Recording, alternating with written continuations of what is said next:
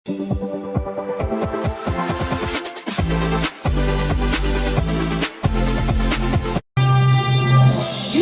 ladies and gentlemen. Cebu Safari and Adventure Park proudly presents the Bird Show.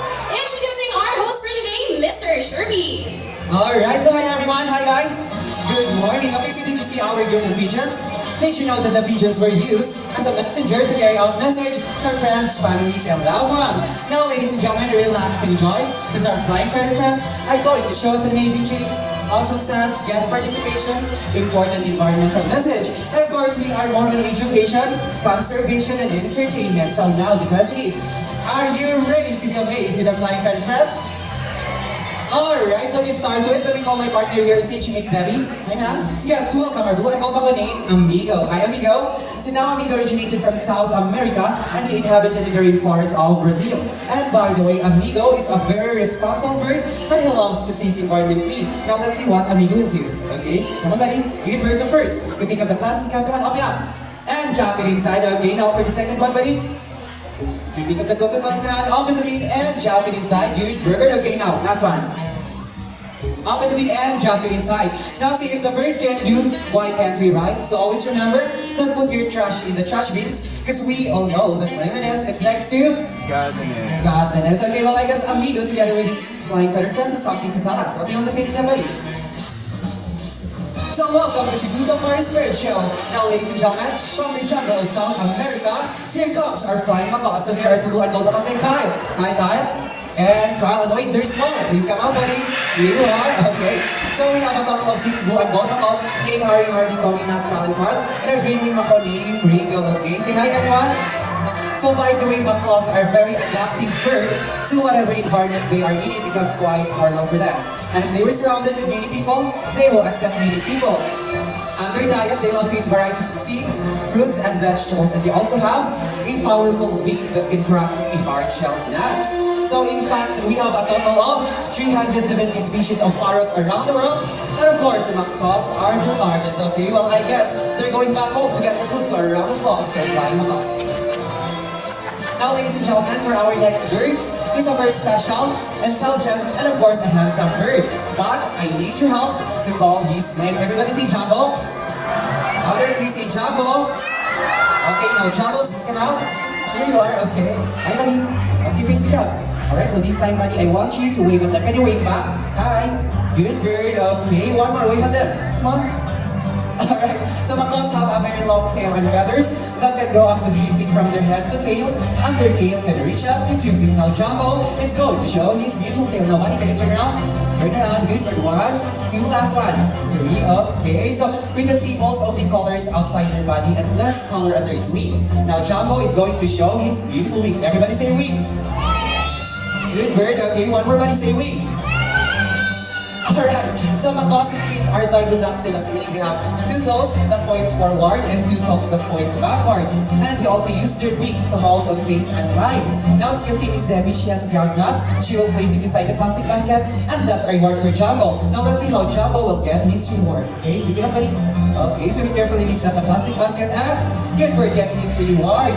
So we are using our reward system to recompense the intelligence and efforts of our birds. And as what I said earlier, the Jumbo is a very special and intelligent bird. Do you want to know why? Because Jumbo loves to go to school, to the bird school.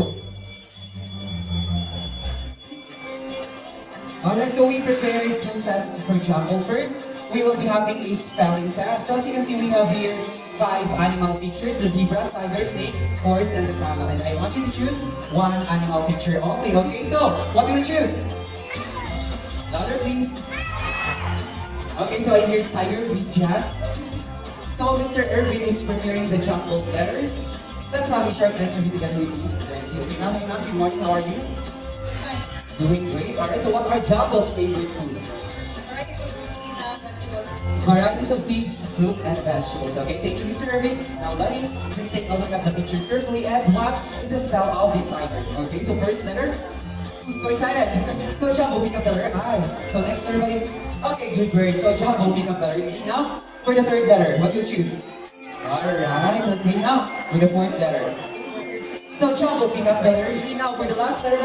Come to it. Okay, good work. So Jumbo, pick up the letter R. So the tiger spells T-I-G-E-R. Is it correct? Of course, okay. Well, I guess it's too easy for Jumbo, right? So now let's have a mathematical test in addition form. Now, ladies and gentlemen, I want you to choose two numbers between 1 to 10. So first, beside answer, give me one number. Hand gesture lang. Come on, 5. Okay, let's have 5. How about beside higher than 5? Let's have 6. 5 or 6 with Mr. Irving. Okay. So now it's going to be what are Jumbo's favorite subjects? English and math. Alright, English and math. So where did Jumbo go to school? University of Cebu Safari. University of Cebu Safari. Now, Miss Debbie, where did Jumbo originally came from? South America. South America, but you belong to the Philippines? Yes. Yes, of course. Okay. Thank you, Mr. Irving. Now, buddy, 5 plus 6 is equals to. Now, let's see how good he is at math. So, first number, what did you choose? 1. Okay, so Jumbo pick up number 1. Okay, now last number. Okay, good work. So Jumbo pick up number 1. So now, 5 plus 6 is equals to 11. Okay, so is it correct? Alright, so our round of applause for great company, Jumbo. Thank you, buddy. So at this moment, ladies and gentlemen, I need 2 volunteers, a kid and adult volunteers. So we have here next. Are you ready, ma'am? Again, just don't do an extra movement. Relax and don't touch our birds. Please let me hold ma'am to hand. Now, ladies and gentlemen, I want you to meet our group of Sandcanoers, Bunny's friends.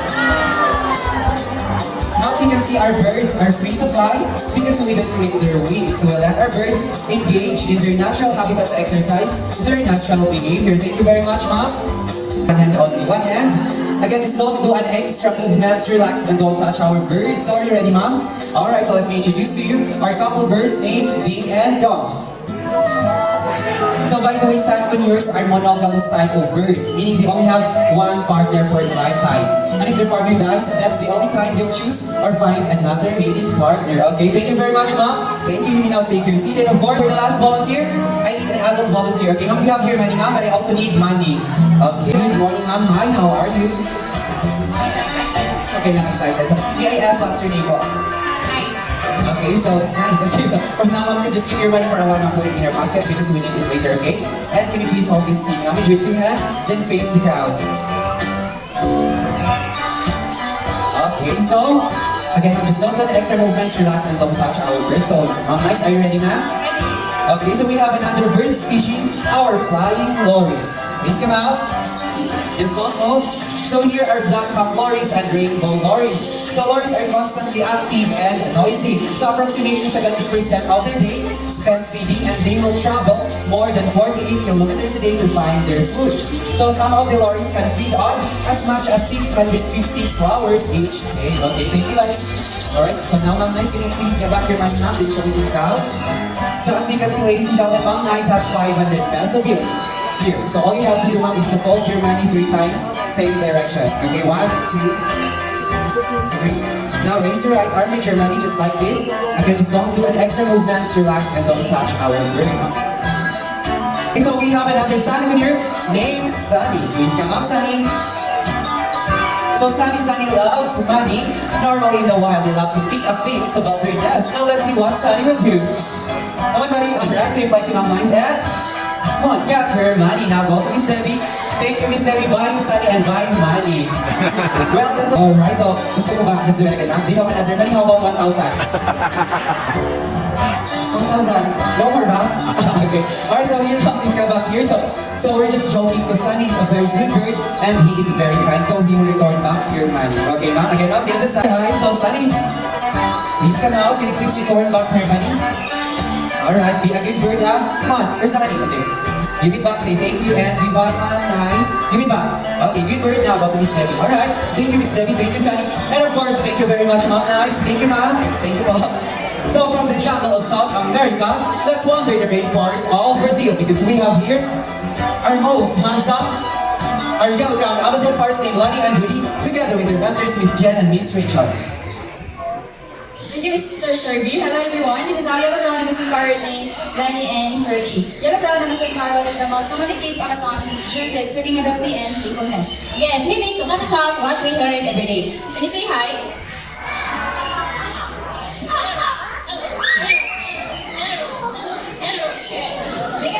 warning sounds of animals, just like a rooster, cat, and a dog. And also mimic a telephone ringing. Ready, rooster? How about cat?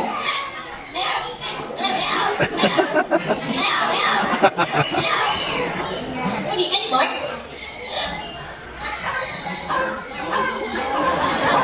Okay, how about telephone?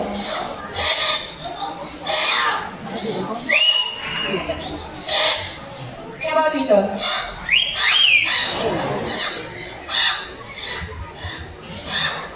I know so many and Rudy, they love to sing, but before they sing, they need to have a warm-up first.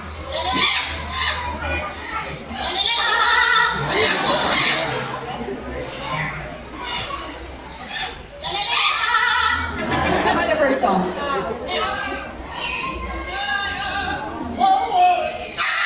I love you more. Again. I love you more.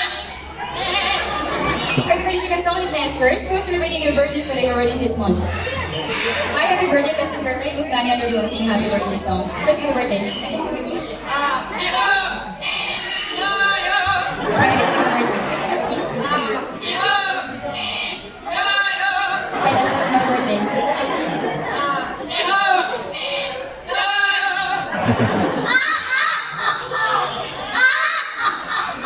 So, round of applause for making birthday, Danny and Rudy. So ladies and gentlemen, since you already witnessed the extraordinary skills of our cute fluffy birds, now it's time to meet some ferocious raptors, the birds of prey. So when we say birds of prey, are those birds who choose or pursue smaller mammals, reptiles, and birds as their food. Like for example, hawks, eagles, owls, and vultures are defined as the birds of prey. Now, for our first bird of prey, we have here the snatcher prey and flight, our Brahmanicite named Glider. Okay, hi honey. Easy done everyone and don't touch our bird. So by the way, Brahmanicite formerly known as the red-backed sea eagle in Australia. But here in the Philippines, they are locally known as Banong in Bisaya and Lawig in Tagalog. Don't touch. So their diet, they love to eat small mammals, reptiles, and birds. Okay, now go get inside. Good bird. Okay, so round of applause for Brahmanicite named Glider. So from the medium size of bird, let's move on to the one of the largest bird of prey. And now for the grand finale, eyes here, keep your hands up high, our white-billed eagle Marina. So white-billed sea eagle, also known as the king of the sea or the white-breasted sea eagle. So they have a white plumage from their head down to its under part, and they also have a dark gray wing. Same as the other birds, they are monogamous type of bird, meaning they only have one partner for a lifetime. And their diet, they love to eat small mammals, reptiles, and birds, especially aquatic animals, fishes, and sea snakes. Marina, our round of applause for white-billed sea eagle Marina. And to see at this moment, we have here our flying lorries all the way from Australia.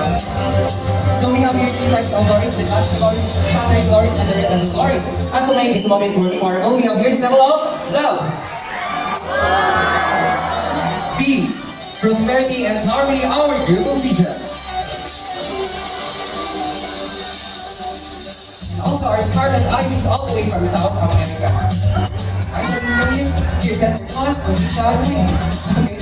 So before we welcome to our show, let me introduce to you the people behind the success of the show. My partner here stage, Miss Debbie, together with Marina, and of course our other bird trainers. So our soundman up there, Mr. Ricky, our volunteer staff, and last but not least, our professional bird trainer, Mr. Ikan, all the way from Singapore.